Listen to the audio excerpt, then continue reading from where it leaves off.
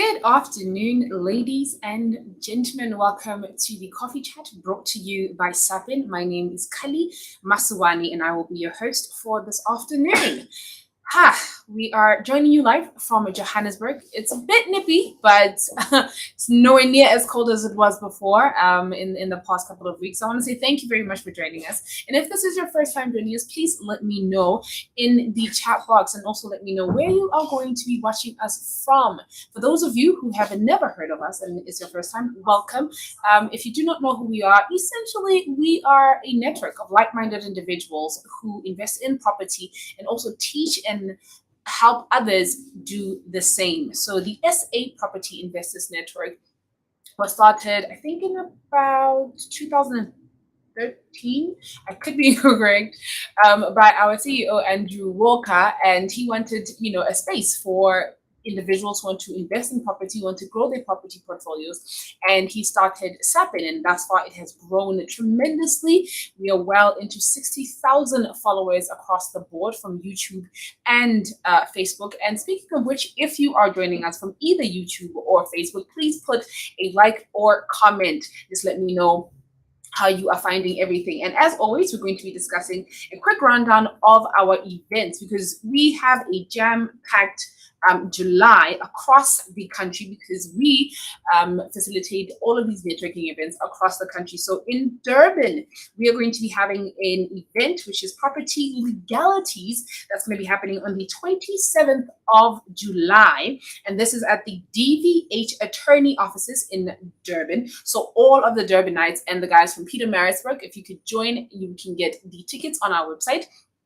Also, we have an amazing event that's going to be happening on the 29th and 30th of July. This is the huge one.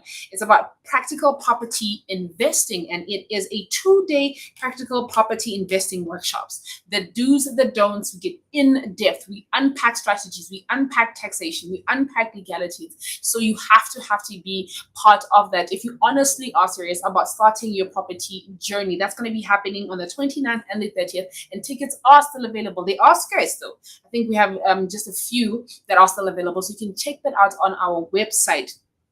And lastly, the one that I am super excited about because last year's one was absolutely phenomenal. It was huge. And that is the Johannesburg Breakfast for the Women's Day event. That is the annual one that we do every single year. It's going to be happening on the 12th of August. And we have keynote speakers such as Nondumiso Ngapai and Vuyiswa. This is going to be crazy, guys. Like, I am so excited about this. All the ladies, I hope I see you there. I will be giving you a rundown again of the events, but those are the events that are going to be happening, whether you are in Johannesburg, in Cape Town, in Durban, in Pietermaritzburg, even Bloemfontein. There's always an event happening for SAPIN. So like I said, if this is your first time watching us, welcome to the SA Properties Investors Network Coffee Chat. As I said earlier on, we have two amazing guests. And these individuals are just, they have their hand on the pulse in terms of our topic today. And we are discussing developments, the do's and the don'ts. I know a lot of us think we know quite a few things about developments, or we assume developments only count if it's large scale and it's like huge. But it's like, no, something as simple as extending a few cottages in your backyard can count as a development. And there are rules and regulations that you might not have been aware of that you will actually need to participate in order for you to do things the right way, unless you want people to come and bulldoze your hard-earned creations and also just flushing money down the drain, which nobody wants to do.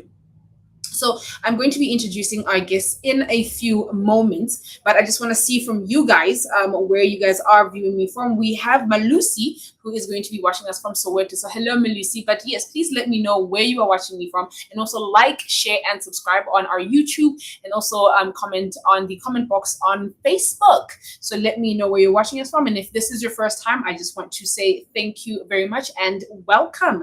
So as I said, this lady is an extraordinaire town planner. She is a trailblazer. I don't think I even know a lot of females. She might just be the only female town planner I know.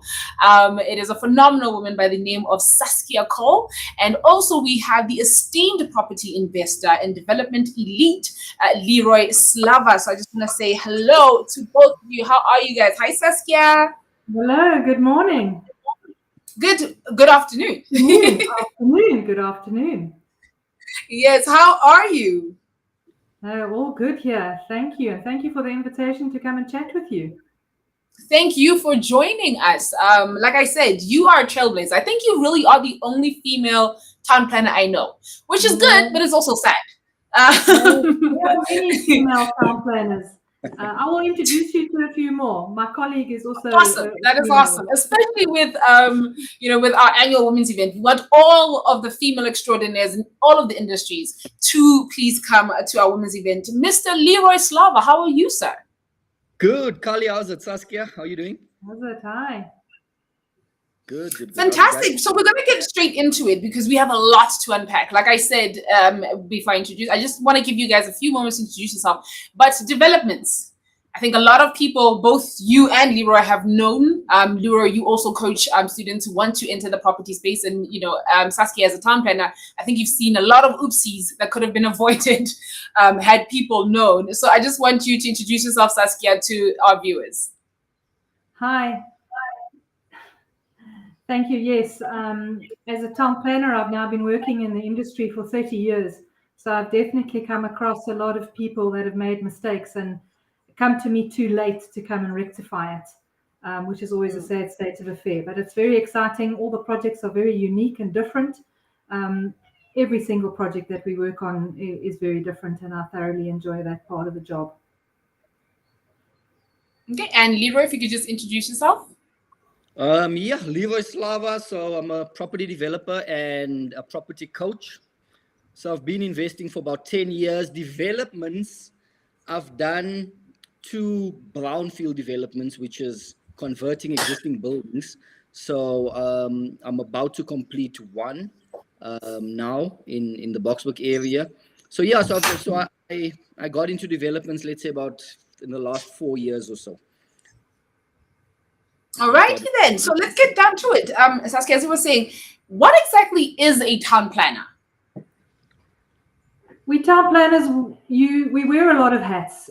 For today's discussion, it's in a nutshell, we are land use management and property specialists. So we are going to be the one who will help you through the whole process. So doing the due diligence to start you off, which property should you be buying, which one has got problems, highlighting the problems in your due diligence, getting you the necessary information, advising on what is possibly the best use. If you have a property already, what is the best use for it?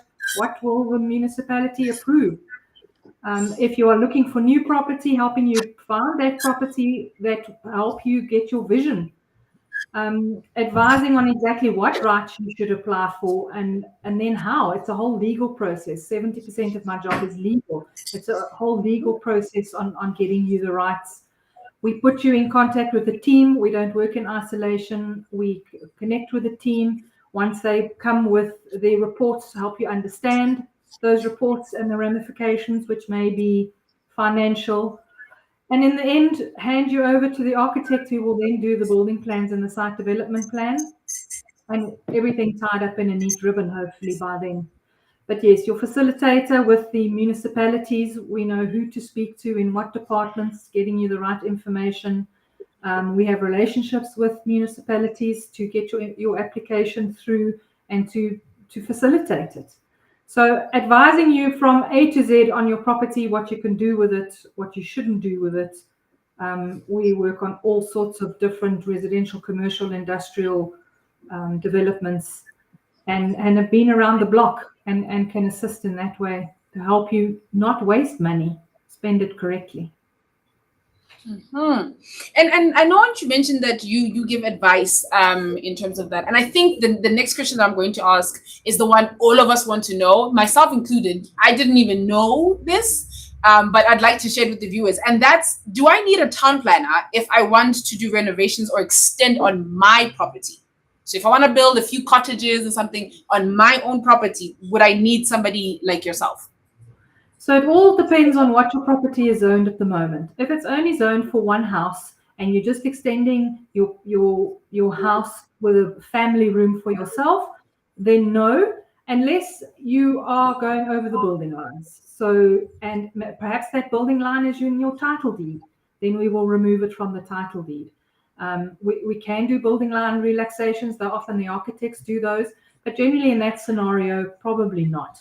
However, if you're putting on 2 or 3 different new dwelling units, as we call them, with kitchens, and you're going to be renting them out, a multi-let, and you don't have the zoning in place for that, then probably yes, then we would have to rezone that property. So changing the land use rights on your property, changing your densities, changing floor areas, changing coverage, all that type of technical rights that are applicable to your property, subdividing your property, consolidating it with a neighbor's property, those type of things is where you would come and speak to the town planner. Mm-hmm. So this one, and you can also advise Saskia, but this one is for Leroy. And since you are currently doing a development, and if you've done developments on a smaller scale previously, I think the one thing that people aren't particularly aware of and sometimes don't take into consideration is the timing. So, in terms of how long does the process typically take? Because if I bought, a property with the intention to develop it, but I didn't take into account the holding cost of how long, my plans are going to take to get approved, what kind of time span are we looking at? Sure. I think it's different. It depends. The current project that I'm busy with now, it took from the SDP went in. That took about the site development plan. That took about 3 months or so to get approved. So that basically just says, listen, this is what we want to do with this property. Do you guys have any comments? Are you happy with what we're going to do here? And the plans only got approved. So we started in August. The plan only got approved about a month ago, 2 months ago. It is very dependent on the municipalities. Some municipalities are able to do it quicker. The smaller municipalities often do it quicker. The larger metropolitan municipalities often take longer. The site development plan is a site plan that you submit before your building plans. It shows the parking, often your access points, what is happening on the site, and how the building sits on the site. And that gets approved first before you can submit building plans. And then the building plans are more related to structural matters, how thick your walls are, what your roof is made of, but also importantly, fire matters, especially on buildings that have got more people in them and commercial. The fire rationale is also very important on the building plan side. So yeah, it does depend from municipality to municipality on the time frames. Yeah. So the last project Kali was about 6 months, and this one was about 10 months. Okay. So it would be safe to say between 6 to 12 months. It's a safe ballpark. If all your land use matters are in place and it's a nice clean site that adheres to all of the laws. Yeah. Mm-hmm. I know guys whose plans are still not approved. It's 3 years later. Woo! Let's hope that never happens to our fellow viewers in terms of investment. But to the both of you, this one then piggybacks off of that in terms of, should you apply for plans prior to buying land or building in order to develop? And this one is especially important. And also, guys, I want to say thank you very much to Eric, who's already asking questions. But yes, please put all of your questions in the chat box. I'm going to make sure that our experts ask them. But this one is important, I think, because people sometimes don't understand 3 years of waiting, and you've already bought the property. So would you guys say it's advisable to maybe try to get plans prior to, while you're in the process, or you buy the property or buy the land and then you can submit your request? I would say that depends on the deal that you're doing. If the seller knows that the building is not compliant and he makes that known to you and he gives you the plans that are approved, maybe you can pay slightly less for the property because now you have to go and submit new plans. It all depends on your deal with the previous owner. If he for some reason didn't declare that the property wasn't compliant and that the plans weren't approved, then he should provide that as part of the sales price. But it's different depending on your deal. Mm-hmm. And Leroy, what would you say? I would say before you buy the property, you obviously have to have an idea what you're going to do with it. Okay. So before you buy it, you get the plans. Now, obviously, I've never done a greenfield development, which is a new development. I've just taken existing buildings and converted them. So obviously, you get the existing plans with the deals I've done. There weren't existing plans. The municipality lost them, and the owner couldn't find them. So we had to redraw those plans, and then do a proposed plan of what we plan to do, and then do the costing of that to see how much that'll cost. So you can't submit it, but it's nice to do those basic plans so you can see, okay, this is what we plan to do. This is how much it's going to cost us. Saskia, will we be able to do this? And then take it to the municipality and say, guys, this is what we plan to do. Will you guys be happy with this once we go ahead with it? So I think before you buy the property, I think it's good to have basic plans so you know what your vision is and you know how much that's going to cost you. Obviously, you can't submit it to the municipality, but I think it's good to have those basic plans before you buy it. And so this question is being asked by Eric, and he says, "Hi, could you please give a brief overview of the types of zoning and maybe a cheat sheet of what means what when it comes to zoning? Example, what type of zoning for student accommodation versus for multi-lets?" And this is actually a really, really good question. But it doesn't have a really simple answer. So in general, most municipalities, if not all of them, have a single residential or a residential one zoning, which allows for one house on a property. Maybe they allow you to have a second dwelling, but that's about all. Then you have a residential two zoning, or perhaps a general residential zoning in some of the schemes, which increase the densities as they go up. Then here in Gauteng, we have a residential three zoning. In Gauteng, we have residential two, which is often townhouse complexes where they are still full title complexes. They all look the same, but the density is higher. Then we move into residential three, or a general residential, which will have flats or a high-rise building, and the density is even higher. Often councils also go to residential four, residential five. Residential five is often mobile dwelling units. So over and above those normal zonings, you can get consent on some of them for, we call them hostels or communes, residential buildings. There's these very technical town planning words which differ in definition in the various town planning schemes. So you really need to go and look at the one where your property is.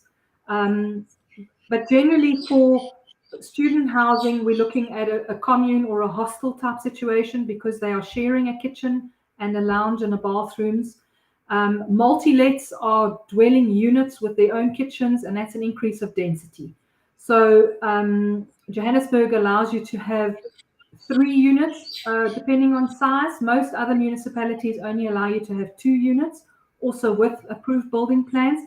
Any more than that, you have to rezone to increase your density. Okay, and so that's very, very interesting in terms of zoning, because I don't think a lot of people understood, the different zoning. But then now Jerry wants to know, if you want to buy a multi-let and it's not zoned for the purpose, who must pay for the rezoning, the buyer or the seller? Leroy, you can. What if you want to can buy have a some insight regarding and it's not zoned for the purpose? Who must pay for the rezoning, the buyer or the seller?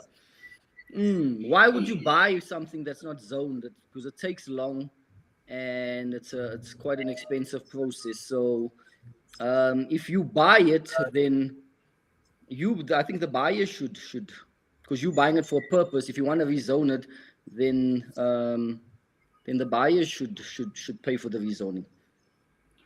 Again, if it's Saskia, if it's an existing multi-let and they didn't get the land use rights and they're selling it to you as a multi-let, they need to reduce the price.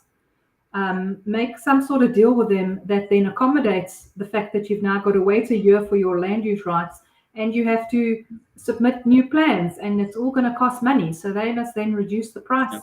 It needs to be reflected in the sale. But generally the buyer will pay for it in that case. See? Coffee Chat, offering you great advice. So as we keep the questions flowing, please put all your questions in the chat box. As you said, we'll make sure that our experts answer them. Matthews says, "Hi, we have acquired land to develop into residential dwellings in Midvaal municipality. We cannot get zoning approved before we provide services. Is this correct?" And then I think this is an extension. It says, "Our idea is to get zoning and subdivision approved, sell access stands to raise funds to develop the land."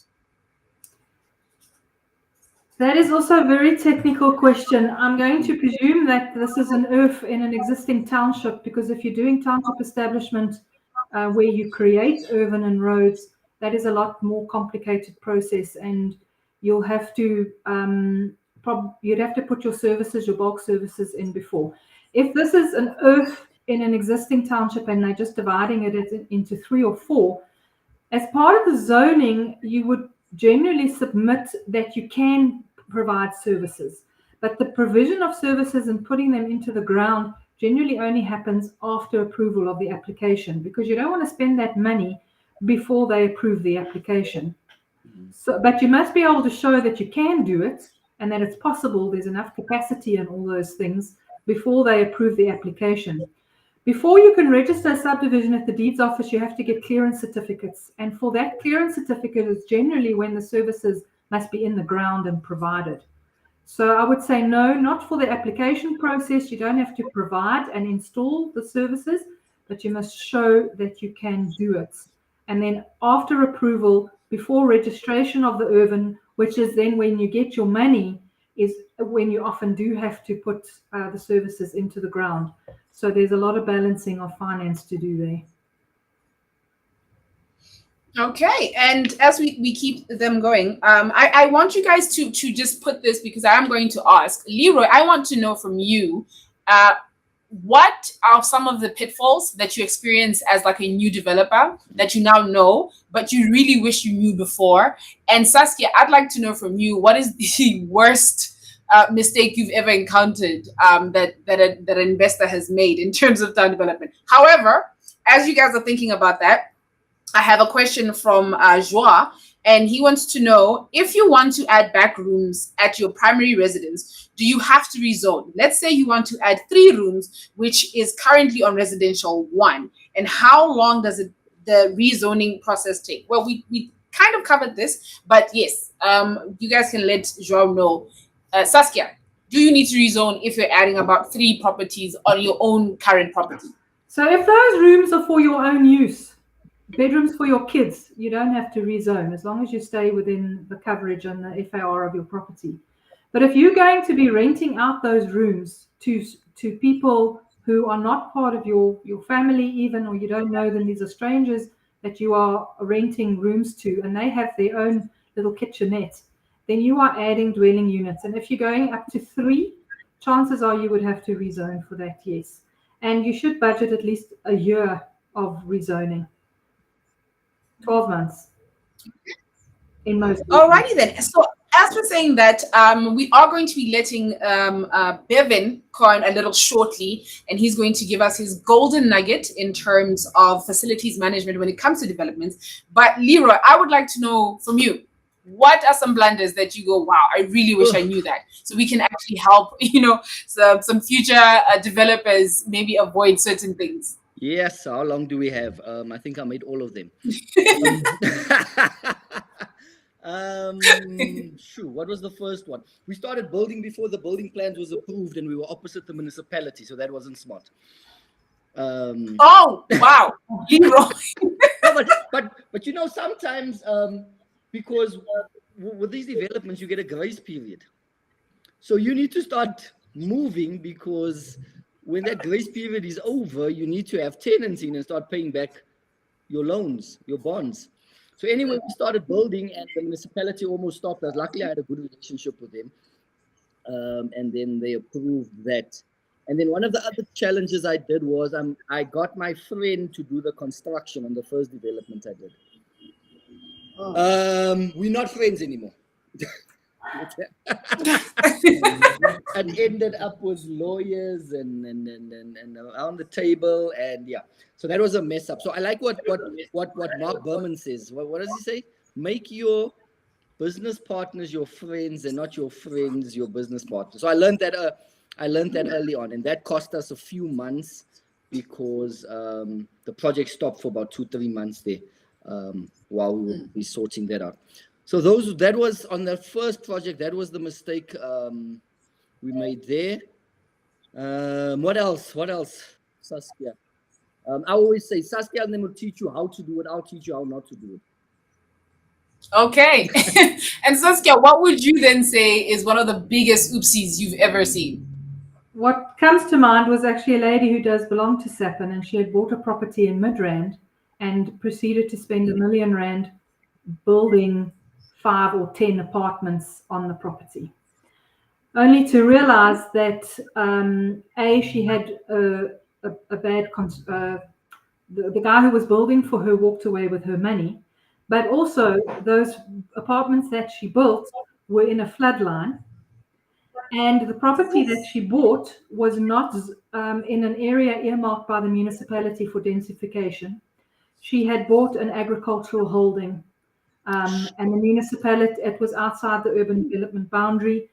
The municipality was not going to approve densification on that property. So she lost R1 million in a deal because her due diligence hadn't been done up front before she started building. And she had no building plans, of course. Very expensive mistake. That is expensive, and that's why you need a network. You need individuals who understand this, and that's what the SA Properties Investors Network is about. Yes. It's about community, it's about connection, it's about knowledge. And when you have the right team, the journey is a little bit easier. So I do see the questions are still coming in, but I want to give a moment to Bevan, who is going to give us our golden nugget from facilities perspective in terms of development, and then we can get back to the questions. Bevan, how are you, sir? Very good. How is everyone here today? Hi, Bevan. We are great. Thank you so much for asking. So, Bevan, what would you say as a facilities manager from a facilities perspective? We're hearing horror stories, entire millions being lost, and people, building without approved plans, and your next door neighbor is municipal, Leroy. But from a facilities perspective, in terms of developments, Bevan, what are the do's and don'ts? I think what's coming out as a theme here is proper planning throughout the journey. So you can't just go in like a cowboy and make decisions. So something to add to everyone's to-do list is thinking about your utilities. So obviously representing SAPIN-Prepaid, thinking about the utility side of it. One of the biggest sort of suggestions I can give people is around preventing water loss on your properties. And I really do suggest that people look at when they're planning their plumbing installation, specifically the water supply, is plan for water, or as many pipes or as much of the pipe work to be above ground and to be visible. So I know often our first fear is this idea of someone coming in and stealing copper, etc. We're in a nice era where there's a lot of alternatives to using copper, so that fear goes away quite easily. There's some nice solutions around piping that's got multi-year guarantees on them, etc. So as far as possible, put all your water supply lines above ground. Where it is impossible to put it above ground, say you need to go under a driveway or something like that, then I suggest put a 110 mil ducting in that goes under your driveway, where you've got a little bit of a manhole either side of the driveway. So if there is a burst pipe in that section that's not visible, there's going to be a pooling or gushing up that's going to tell you exactly, hey, the leak is between point A and point B, and it gives you that ability to find that leak. So that's like one of my biggest tips for any new development, or even guys who are doing multi-lets, because you're doing a huge amount of reconfiguring to your property. Look at making sure your water is visible. And then on the same side, from a prepaid perspective, I think a lot of people aren't aware that you can actually get smart prepaid water meters. And what's nice about that is in the space where you can have those meters, I often don't suggest doing it in like a single residential dwelling, because the sort of hardware cost to it. But if you're doing a multi-let or you're doing a big development with multiple units, think about smart prepaid meters, because those meters have leak detection devices in them, and they'll send you a message to say, hey, there's a leak on your property, you need to send the plumber out. So those are my two big ones. And when it comes to developments, reconfiguring properties, water is a scary one, because very easily, if it's underground and you don't see it, you get into the 70 grand, 100 grand water bill suddenly. Alrighty then. So as we said with all of our esteemed members, is that prepare, make your preparations properly, do your due diligence, and afford the timing. So as we go back to the questions, Tembisa wants to know, she says, hi Saskia, what's the difference between the consent and rezoning applications? Do they take the same time period, and also do they cost more or less or the same? They do take a similar time period. The rezoning is slightly longer because there's a legal process to complete it, but not much. The cost is about the same as well. The difference is in a zoning, you have a specific zoning which allows specific things. And then over and above those, what we call primary rights, the city allows you to apply for consent for additional rights. So on a residential property, it might be a school or a vet, medical consulting rooms, or perhaps a church, sort of residentially orientated uses that you might be able to get consent for. We often don't like to do the consent applications, especially because the cost and times are still the same. It's because that piece of paper often gets lost, and 20 years down the line, often that right is sitting in a file somewhere, whereas the rezoning is kept current. It's a legal right. So besides the fact that they can sometimes get lost, the banks also don't like them when you want to use them in your bonds, because they can be revoked. If, for example, you do get one for a nursery school and there are complaints, there's problems with the way you run it, the municipality can withdraw those rights and revoke them. So it's also not a permanent right. So that's why we often rather do a rezoning, because that is permanent, it cannot be revoked, and it is entrenched in the legal system so it doesn't get lost. Mm-hmm. And so, Leroy, what I want to know before I get back to this question, in terms of, we did speak about timelines when you are trying to rezone or you want your plans approved. What exactly do you submit? Because a lot of the time we're hearing approved plans, approved, but what are they? Like, what exactly are you submitting to the municipality?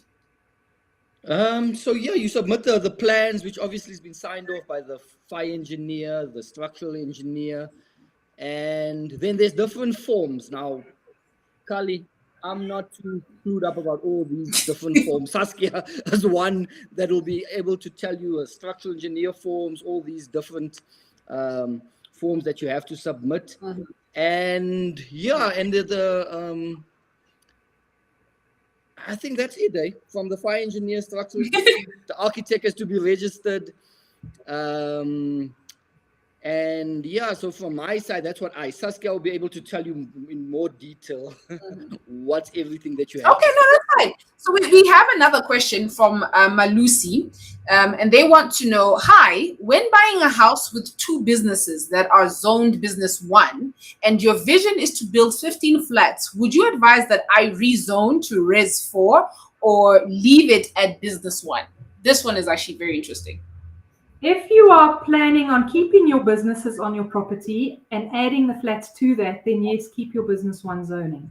If you are going to be closing those 2 businesses and only having the 15 flats on the property, then I think I would rezone to residential 3 or 4, purely for the rates and taxes purposes, because then you don't get rated on the business platform, but rather on the residential platform, and you can be sure that they actually change your valuation and your categorization in terms of your rates and taxes. But in terms of zoning, you can leave it. It makes the property more marketable when you want to sell it. Then people can put businesses in there. If we have another COVID epidemic or whatever happens to the world, perhaps the use of the building will change and you want to keep those rights, because business 1 has got a lot of rights in it. It's a very powerful zoning to have as a market and a value to your building. Saskia, okay, so before sorry, Kali, just a quick one. can you bring I've brought the usage down. It's still business one, but the rates are down to res because the building is mostly residential. So I'm paying residential rates without rezoning. So it's still business, but I'm paying residential rates because it's mostly residential. So as far as I'm not a valuer, but as far as I understand, you do get rated on the use of the property and not the zoning. So you do have to make sure that they then value your building accordingly and have the right categorization of your building, that the rate in the rand is the correct one for your building. So yes, you can leave it.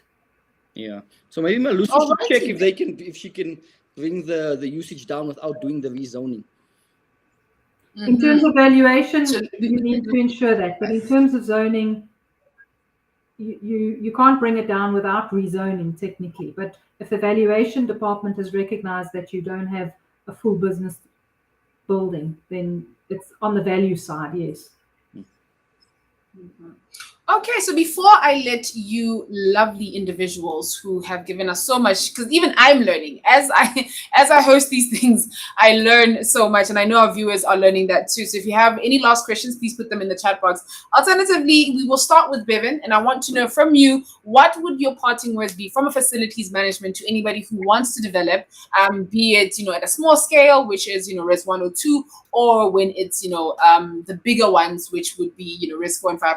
What would your parting words to be from a facilities perspective? Make sure that you've got all your ducks in a row. I think the planning is so essential. So like Leroy's saying, you've got a budget as an investor and you're trying to push things as quickly as possible. So you're acting from an emotional perspective. You're going to break ground. You're going to start renovations as soon as possible from a business strategy perspective to reduce your financial burden. But from a planning perspective, you need to tick all those boxes. So you need to involve someone like Saskia as soon as possible. And if it is, like Leroy talks about, a lot of his developments are a conversion of existing buildings, get a building inspector to come in, because they all have a different perspective and they'll look at the idea of like, hey, this is potentially a risk for you from a structure perspective. You need to sort that out before you start going into other elements of the new build side of it. So your due diligence is important. As early as possible, get your professionals in to just make sure you're ticking all the boxes and you're aware of what you need to think of. Okay, and if you would like to contact Saskia, please contact us at support@SAPIN and at SA Property, I beg your pardon, and we will make sure to put you in contact with Saskia, because we want to make sure that you actually grow in this journey, because as we've known, we don't want to be making R1 million oopsies. But as we say goodbye to our esteemed guest, Leroy, what would your parting words be to a future developer out there that, some nuggets you want to leave them with to go, hey, I suggest this? I think what Bevan said is important. Planning, and I think you get the right team.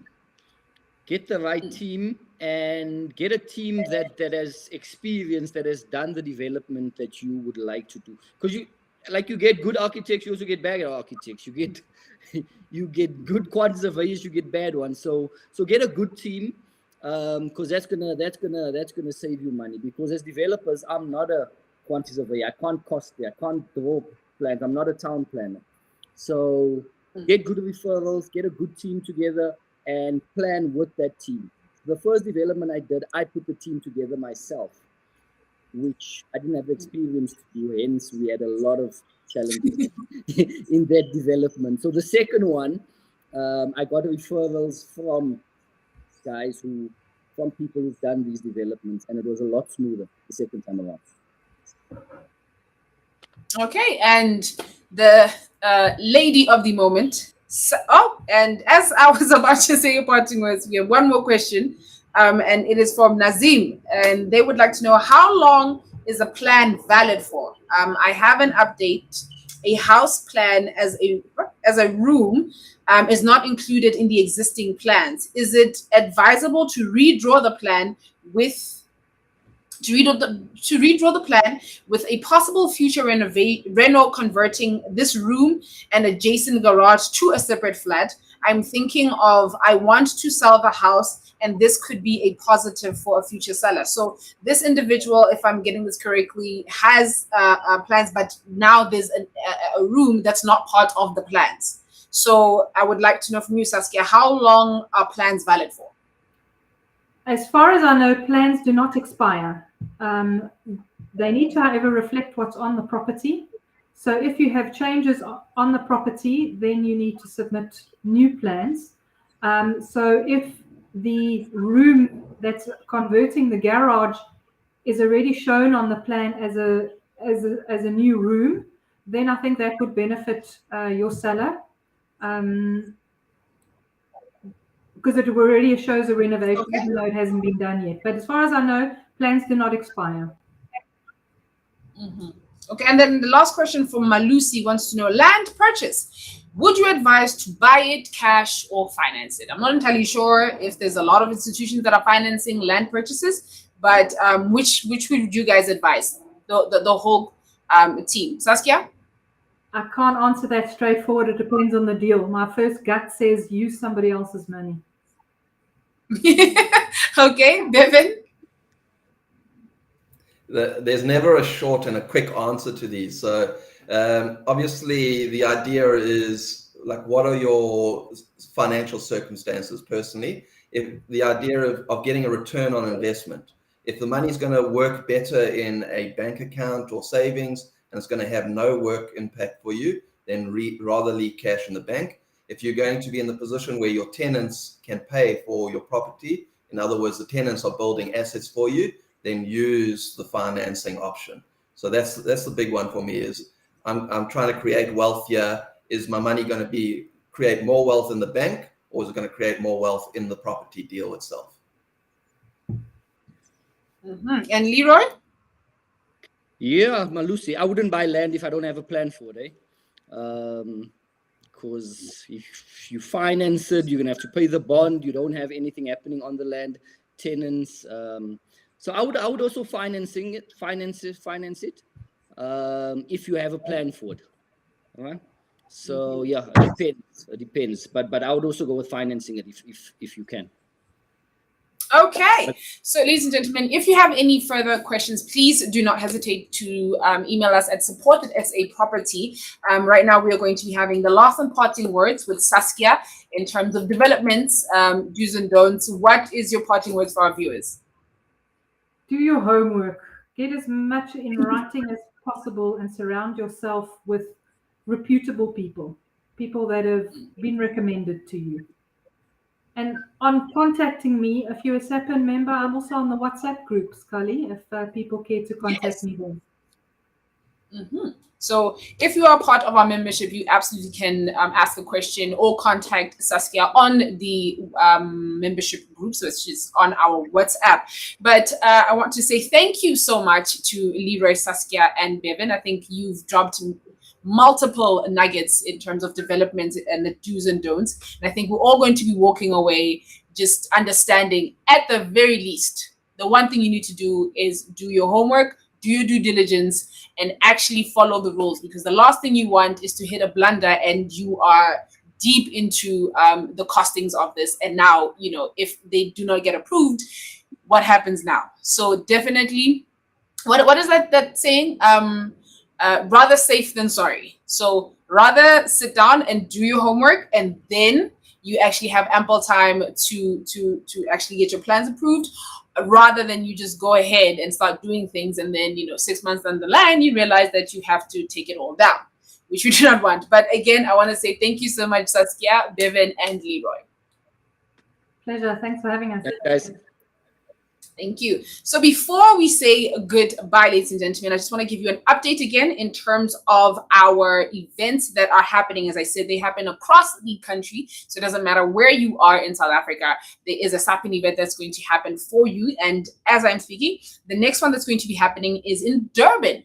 And that we're going to be talking property legalities. That's on the 27th of July. So if you are in Durban or Pietermaritzburg, please show up and get your tickets. It's going to be at the DVH attorney's offices.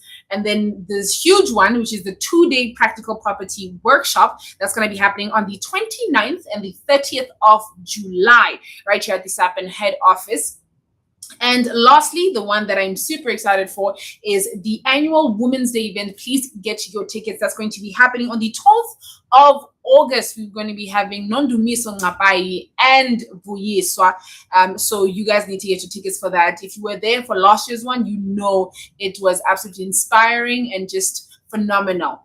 But what I'm going to say from me to you is thank you so much for joining us. And please don't forget to like, share, and subscribe. And just comment if you enjoyed this and you found value in the coffee chat, whether be it on YouTube or on Facebook.